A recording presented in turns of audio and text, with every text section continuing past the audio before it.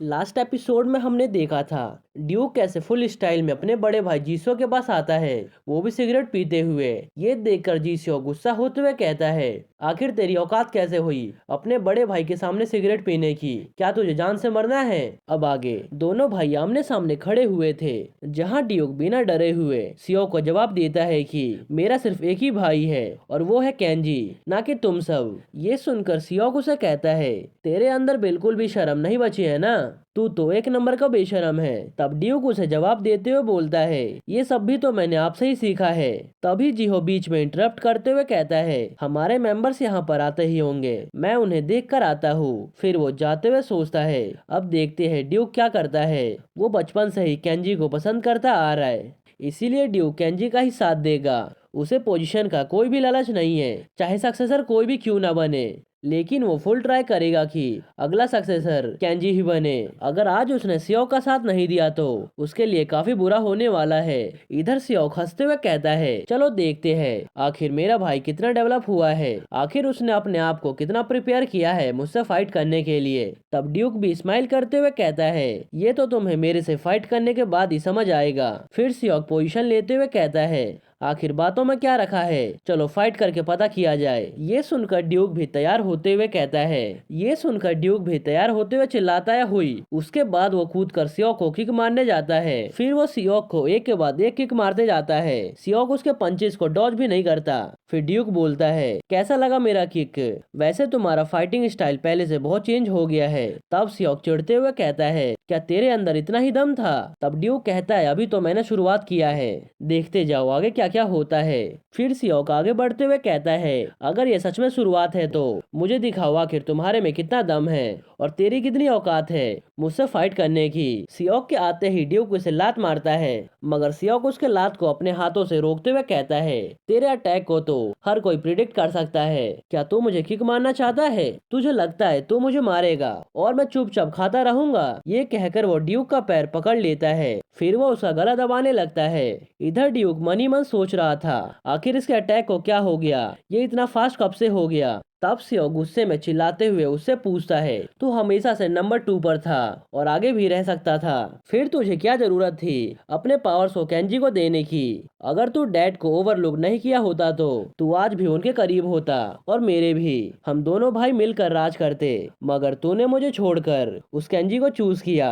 ये सुनकर ड्यूक गुस्से में बोलता है, ह्यूंग तू अपने आप को बहुत बन रहा है, ह्यूंग का मतलब बड़ा भाई होता है। ये कहकर ड्यूक बहुत ही तेज सियो के गले पे लात मारता है, जिस कारण से सियो की पूरी बॉडी कांपने लगती है। ड्यूक मनी मन सोच रहा था, अब से मुझे अटैक करने से पहले बहुत सोचना पड़ेगा, अब मुझे हर एक कदम को फूक फूक कर चलना पड़ेगा। इधर सियो अपने आप को संभालते हुए कहता है, तू ऐसे ही नंबर 2 नहीं बना, इसके पीछे रीजन तो है, इसके पीछे रीजन तो है। तब ड्यूक कहता है, तुम मुझे अंडर एस्टिमेट करे जा रहे थे, अब तुम्हें मेरी वैल्यू समझ आएगी। वैसे डैड को जो रिप्रेजेंट करता है वो मैं हूँ, ना कि तुम हो। और मेरा भाई केंजी सबसे ज्यादा सिमिलर है डैड से, वो बिल्कुल डैड की तरह लगता है। दूसरी तरफ हम हेयरलेस मेंबर्स को देखते हैं, जहाँ वो डिस्कस करते हुए कहते हैं, मैंने सुना था केंजी तो वीक हुआ करता था, मगर केंजी तो यहाँ पर सभी को टक्कर दिए जा रहा है। क्या ये सही में हाई स्कूल स्टूडेंट है? जिस पे नंबर 4 बताता है, ये हाल ही में बहुत ज्यादा स्ट्रॉन्ग हो गया है। वहाँ जो बैटल हो रहा है वो काफी इंटरेस्टिंग है, मगर हमें अभी सिर्फ यंग मास्टर पे फोकस करना है और अपनी नजरों को उनके ऊपर ही गड़ाए रखना है, और ये ध्यान में रखना है कि उन्हें कुछ भी नहीं होना चाहिए। ऐसा इंसान जो इस फाइट को शुरू और खत्म कर सकता है वो सिर्फ यंग मास्टर है, उनके अलावा इस फाइट को कोई भी नहीं रोक सकता है। दूसरी तरफ नंबर फर्स्ट यानी मिनू जाते हुए सोच रहा था, मैं चाहता हूँ सिवोन कुछ भी ना करे, मगर ये इम्पॉसिबल है कि वो बिना कुछ किए शांत बैठा रहे। तभी मिनू के पास अंकल का कॉल आता है, जो कि फोर्थ अंकल का कॉल होता है, जो उसे जल्दी से अपने पास बुलाते हैं, इसीलिए वो वहाँ से जल्दी से निकल जाता है। इधर अंकल टेवोन उनका इंतजार कर रहे थे, तभी वहाँ पर मिनू पहुँच जाता है। उसके आते ही अंकल सिर झुकाकर ग्रीट करते हैं। अंकल ने ऐसा इसलिए किया होगा क्योंकि वो अभी छोटे पोस्ट पर है और वो जेउग अंकल के टीम में चौथे नंबर पे आते हैं, और मिनू एक बड़े पोस्ट पर था जब वो सिवोन के साथ काम करता था। फिर मिनू उससे पूछता है, क्या हुआ, तुम अभी भी सिवोन के बंदों को अरेस्ट कर रहे हो? ये सुनकर अंकल परेशान होते हुए पूछते हैं, आखिर तुमने ये क्वेश्चन क्यों पूछा? उसका ये रिस्पॉन्स सुनकर मिनू समझ जाता है, इसे अभी ये नहीं पता है कि ये सेकंड सेकंड अंकल के लिए स्पाई का काम कर रहा है। वो भी सिवोन और सेकंड अंकल दोनों के लिए ही स्पाई का काम कर रहा है। फिर वो जवाब देता है कुछ नहीं, अब तुमने जिसे भी अरेस्ट किया है तुम उसे जाने दो। ये सुनकर अंकल उसे समझाते हैं वो ऐसा नहीं कर सकते क्योंकि यंग मास्टर ने ऑर्डर दिया है। मैं उनके ऑर्डर्स को ऐसे ही डिनाई नहीं कर सकता। तब मीनू उसे फर्स्ट अंकल से बात करने को कहता है। ये सुनकर थर्ड अंकल को थोड़ा अजीब सा लगता है मगर वो फर्स्ट अंकल को कॉल कर देते हैं। फिर उन्हें अपने कानों पर बिलीव नहीं होता क्योंकि उन्होंने सिवोन के बंदों को छोड़ने के लिए कहा था, बल्कि सिवोन के बंदे तो यंग मास्टर को नुकसान पहुंचा सकते थे। फिर मीनू अंकल के कंधे पर हाथ रखते हुए कहता है, क्या तुम अभी भी सोच रहे हो कि आखिर यहाँ पर क्या हो रहा है? मगर अब तुम ज्यादा मत सोचो, बाद में तुम्हें सब समझ आ जाएगा। फिर वो अंदर जाता है जहाँ बेड पर सिवोन के मेंबर्स लेटे हुए थे। सबका कोई न कोई बॉडी पार्ट टूटा हुआ था। वो अंदर जैसे ही जाते हैं वैसे ही सिवोन के मेंबर उससे पूछते हैं, आखिर तू है कौन? जिस पे मीनू कहता है, तुम सब यहाँ से चले जाओ। क्या तुम सबको रिवेंज नहीं लेना?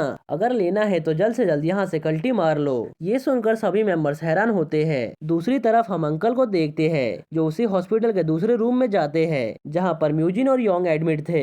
वो आते ही पहले तो उनसे उनके बारे में पूछते हैं, फिर वो बताते हैं सिवोन के बंदे बगल वाले रूम में ही एडमिट है मगर अंकल ने उन्हें छोड़ने का परमिशन दे दिया है इसलिए वो सभी जा रही है। ये सुनकर योंग हैरान होते हुए पूछता है, क्या अंकल ने उन्हें नहीं रोका? आखिर वो ऐसा कैसे कर सकते हैं? फिर म्यूजिन सीरियस होते हुए कहता है, अभी ये बात इम्पोर्टेंट नहीं है कि वो यहाँ से जा रही है, बल्कि इम्पोर्टेंट बात यह है कि वो इस हॉस्पिटल से बाहर कैसे जा रही है। फिर म्यूजिन द बैड गाय अलायंस का जैकेट पहनते हुए अंकल से कार मांगता है।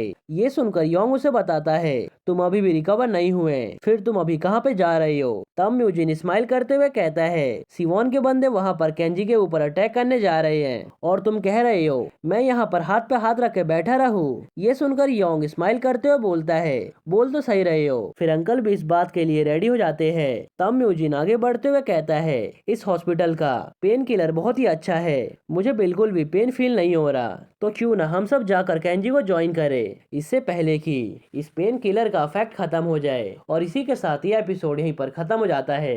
अगर आपको ये एपिसोड थोड़ा सा भी अच्छा लगा हो तो प्लीज वीडियो को लाइक कर देना। और ये वाला चैप्टर बहुत ही छोटा था इसलिए ये वीडियो छोटा बना है। और हाँ, लास्ट एपिसोड में बहुत सारे लोग पूछ रहे थे कि आखिर चैनल का मेंबरशिप कैसे ले। चलो मैं दिखा देता हूँ कि कैसे लेते हैं। सबसे पहले तो अगर आपने चैनल को सब्सक्राइब नहीं किया तो कर लेना। उसके बाद आपको ज्वाइन करने का ऑप्शन आएगा।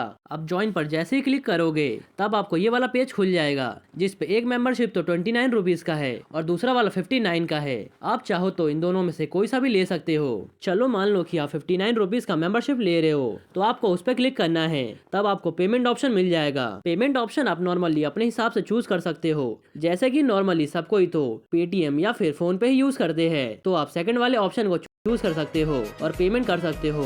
इससे आप मेरे चैनल के मेंबर बन जाओगे।